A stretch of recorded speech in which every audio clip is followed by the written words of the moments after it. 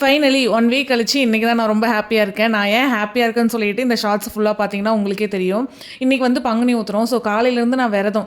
Evening தான் விரதத்தை வந்து கம்ப்ளீட் பண்ணுறேன். ஸோ அதுக்குண்டான சமையல் வேலைகள் எல்லாமே வந்து நான் பார்த்துட்டு இருந்தேன்.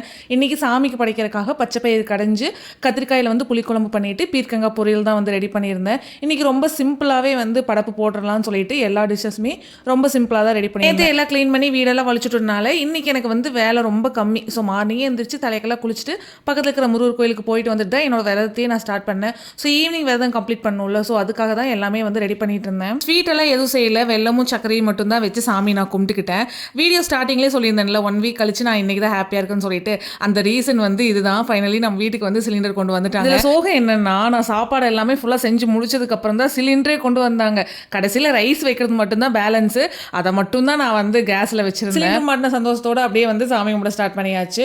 நான் வந்து விரதம் முடிக்கும் போது ஒரு சொம்பு தண்ணி குடிச்சிட்டு ஒரு வாழைப்பழம் சாப்பிட்டு தான் என்னோட விரதத்தை கம்ப்ளீட் பண்ணிவிட்டு அதுக்கப்புறம் படப்பு சாப்பாடு வந்து நான் சாப்பிடுவேன்.